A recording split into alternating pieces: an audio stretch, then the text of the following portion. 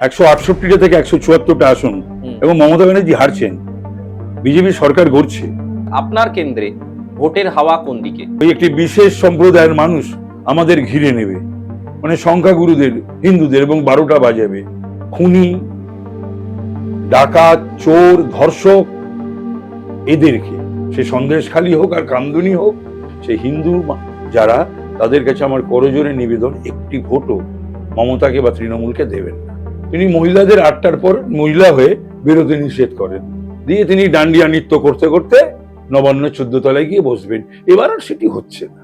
নমস্কার, আজকাল ডট-ইনের ভোটের হাওয়া কোন দিকে পডকাস্ট সিরিজে আপনাদের সবাইকে স্বাগত জানাই।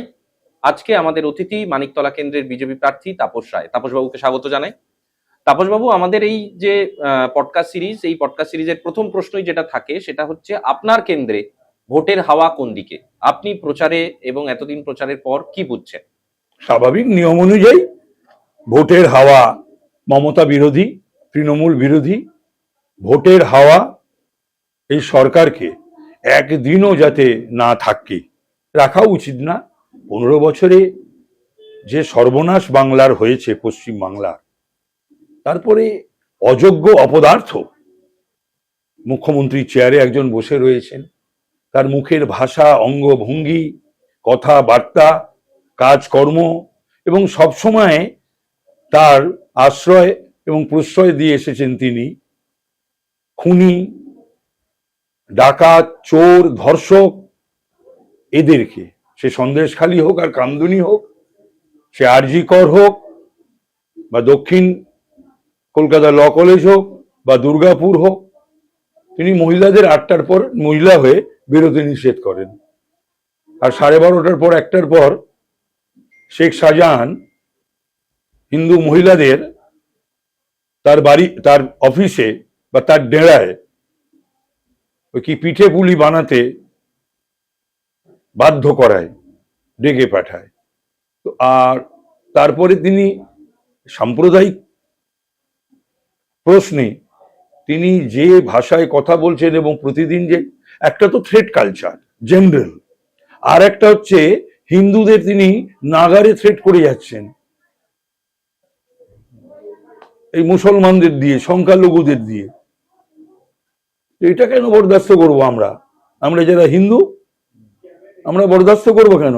ওনার দুধে লোগাই দুধ উনি খান, লাথিও খান।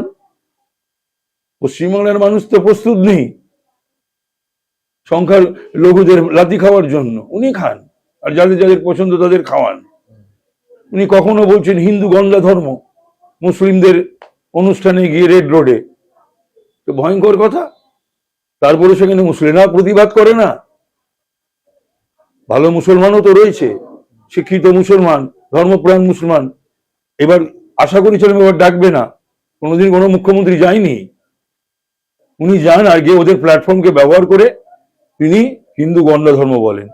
তারপর কি মনে হয় যে সম্প্রীতি, ভাইচারা, এগুলো থাকার কথা না? থাকবে। তারপরে তিনি আর কদিন আগে যে কথা বলেছেন আরো সাংঘাতিক। ক্ষমতায় টিকে থাকার জন্য, ভোটের জায়গার জন্য, মানে ওনার সুস্থতা এবং স্বাভাবিকতা নিয়েও প্রশ্ন উঠে যাচ্ছে। উনি বলছেন যে 1 সেকেন্ডে ওই একটি বিশেষ সম্প্রদায়ের মানুষ আমাদের ঘিরে নেবে, মানে সংখ্যাগুরুদের, হিন্দুদের, এবং 12টা বাজাবে। তাই মানুষের কাছে আবেদন, হিন্দুদের কাছে বিশেষ করে, বা রাষ্ট্রবাদী মুসলমানের কাছে, যারা ভারতবর্ষের মুসলমান, যারা রোহিঙ্গা নয়, অনুপ্রবেশকারী নয়, আফগানিস্তানি নয়, বার্মিজ নয়, পাকিস্তানি নয়, বাংলাদেশি নয়, টেরোরিস্ট নয়, জামাতি নয়, এবং মধ্যপ্রাচ্যের বিভিন্ন এই টেরোরিস্ট অ্যাক্টিভিটির সঙ্গে যুক্ত, তাদের সঙ্গে যে পাকিস্তান বা বাংলাদেশের যে বিভিন্ন এই আনসারুল বাংলা, লস্করে তৈবা, মুজাহিদিন, জেএমবি, তো এরা সমস্ত ভারতবর্ষে অস্থিরতা সৃষ্টি করতে চাইছে। সুতরাং ভারতীয় হিসাবে দেশমাতৃকার জন্য আমাদের তো ভাবতে হয়। যাদের দায় দায়িত্ব নেই তারা নাই ভাবলো, কিন্তু আমাদের যে internal security under threat, sovereignty of the country is at stake. সুতরাং আমাদের বুঝতে হবে যে এই সরকার গদিতে টিকে থাকার জন্য আর নিজে মুখ্যমন্ত্রী থাকার জন্য বা ভাইপোকে মুখ্যমন্ত্রী করার জন্য যা খুশি তাই বলছেন, দিনের পর দিন তিনি হিন্দুদের আঘাত করছেন। সেই হিন্দু যারা, তাদের কাছে আমার করজোরে নিবেদন, একটি ভোটও মমতাকে বা তৃণমূলকে দেবেন না। প্রতিটি ভোট বিকল্প এখানে যেহেতু বিজেপিকে দেবেন।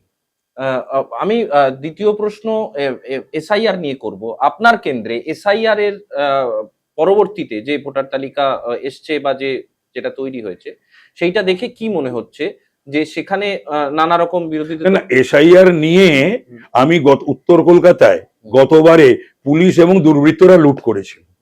মমতা ব্যানার্জি নিজে স্বীকার করেছিলেন 9 জুন 2024-এ রেজাল্ট বেরোনোর পরে যে মিটিংটা ডেকেছিলেন তিনি নির্বাচিত সমস্ত ক্যান্ডিডেটদের নিয়ে, যে আমি না নামলে উত্তর কলকাতার হাতের বাইরে চলে গেছিল। তিনি নেমে কি করেছিলেন? তিনি নেমে ইমাম সাহেবদের ফোন করেছিলেন, একাধিক পদযাত্রা করেছিলেন, একাধিক মিটিং করেছিলেন। তিনি নেমে কি করেছিলেন? দুর্বৃত্তদের একজোট করিয়েছিলেন। তিনি নেমে কি করেছিলেন? CP, joint CP, ডিসিজ and OCs of all North Calcutta constituency parliament তাদেরকে বাধ্য করিয়েছিলেন আমাদের ছেলেদের ওপর অত্যাচার করে, ভয় দেখিয়ে নির্বাচনটা লুট করার। এবং লুট করে 92,000-এ আমি হেরেছিলাম। 4,47,000 ভোট বাদ গেছে। কই একটা তো ব্রিগেড হতে পারতো প্রতিবাদের এসআইআর এর বিরুদ্ধে, হলো না তো। 47,000 মতন ভোট বাদ গেছে তো মানিকতলায়, ওই একটা তো র্যালি দেখলাম না, বাদ গেছে যারা। তার মানে মমতা ব্যানার্জি কাদের নিয়ে 2013-র পর থেকে পঞ্চায়েত, পুরসভা, বিধানসভা, লোকসভা,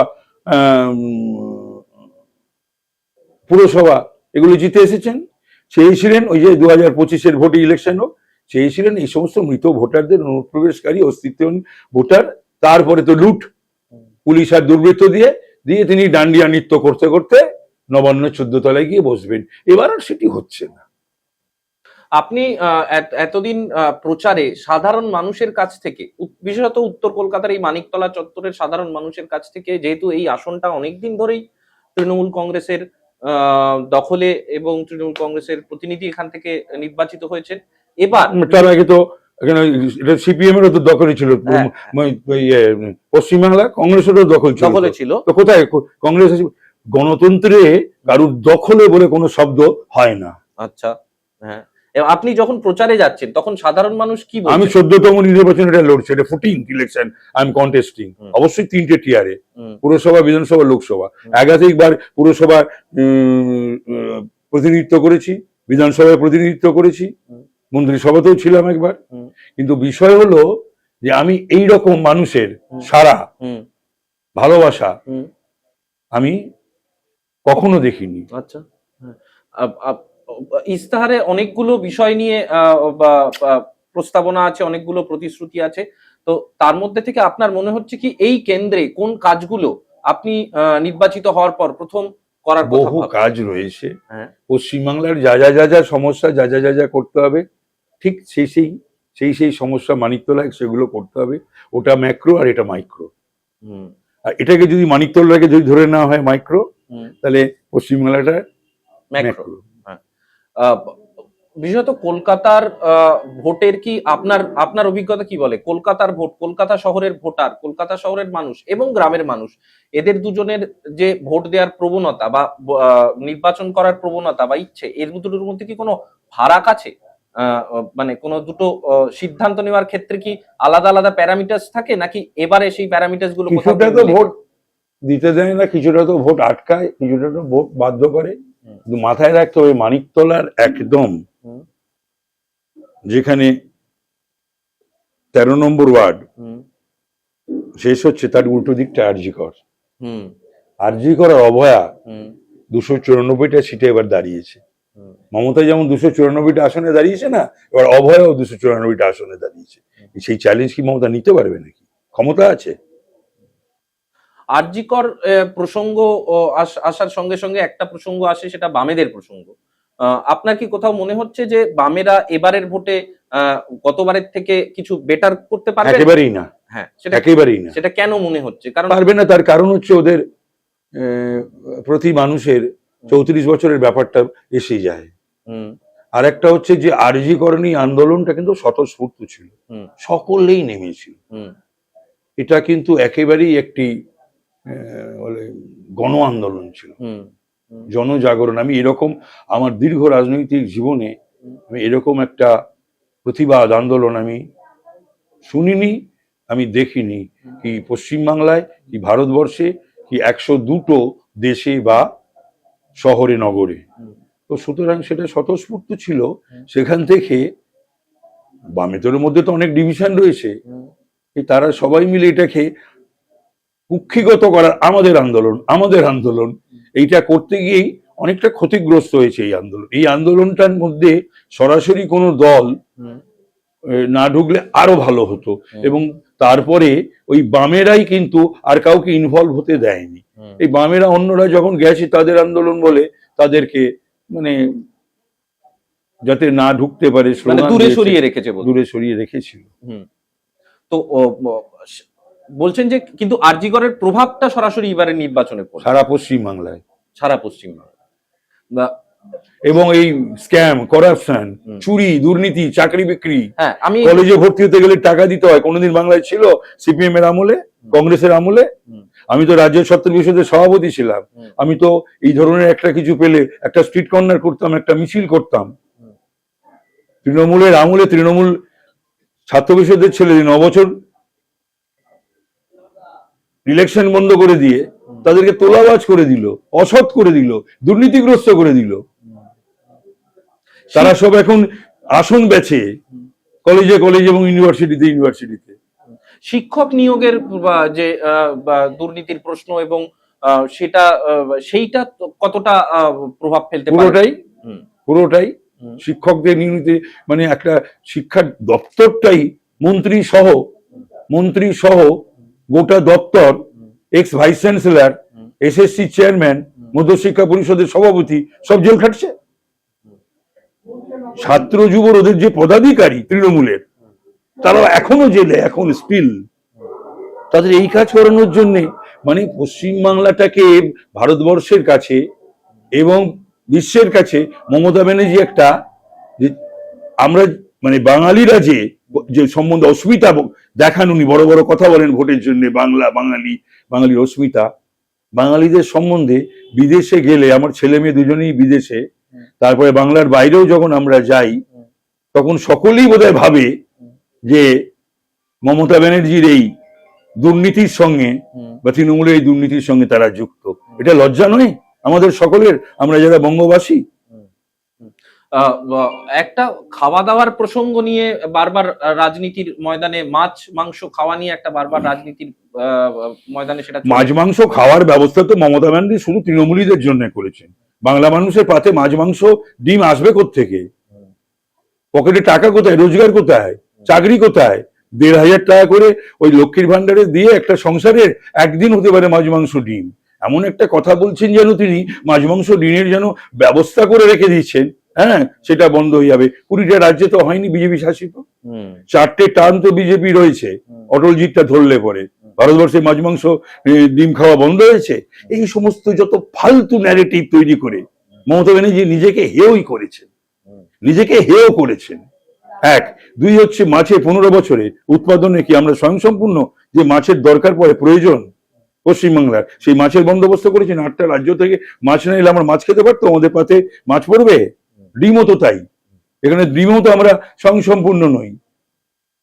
উনি কি মনে করেন কি পশ্চিমবাংলার সবাইকে নির্বোধ আর তিনি একমাত্র বুদ্ধিমতী?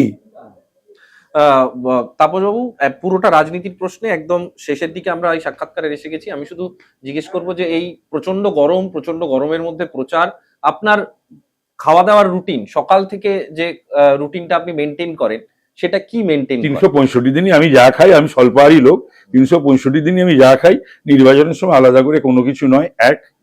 আর দুই হচ্ছে যে গত যে কটা নির্বাচন লড়েছি একবারই তো উইন্টার পেয়েছিলাম, ঠান্ডা পেয়েছিলাম, শীত পেয়েছিলাম, বাদ বাকি তো সবই তো এই সময়। গতবার যে পার্লামেন্ট ইলেকশন লড়লাম 42, 43, 44 ডিগ্রিতে লড়লাম। হ্যাঁ হ্যাঁ।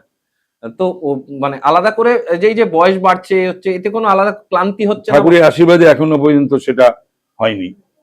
তো আমি শেষ প্রশ্ন আমি জিজ্ঞেস করব, যে আমি অঙ্কের বিচারে যেতে চাই না, তবু আমি আপনাকে একটা শেষ প্রশ্ন জিজ্ঞেস করব, যে অঙ্কের বিচারে আপনি মনে করেন কি এবারের বিধানসভার ভোটের ফলে বিজেপি তৃণমূল এই সামগ্রিক বিধানসভার আসন বন্টনের চিত্রটা কি হতে চলেছে? আসন বন্টন মানে কে কি আসন পেতে চলেছে? আমার হিসাবে আমি খুব কনজারভেটিভ, হ্যাঁ, অর্থোডক্স। আচ্ছা। 168টা থেকে 174টা আসন, এবং মমতা ব্যানার্জি হারছেন। বিজেপি সরকার গড়ছে, মমতা ব্যানার্জি ভবানীপুরে হারছে। মমতা ব্যানার্জি নিজেও হারবে, একেবারে হারা উচিত, হারা উচিত। এবং 165 থেকে 175 ভারতীয় 164 থেকে 178, 164 থেকে এই না সরি 168 থেকে 174, 168 থেকে 174 ভারতীয় জনতা পার্টি পেতে চলেছে। ধন্যবাদ তাপসবাবু আমাদের সময় দেওয়ার জন্য, অসংখ্য ধন্যবাদ। আপনারা অবশ্যই নজর রাখুন আজকাল.in এর ফেসবুক পেজ এবং ইউটিউব চ্যানেলে।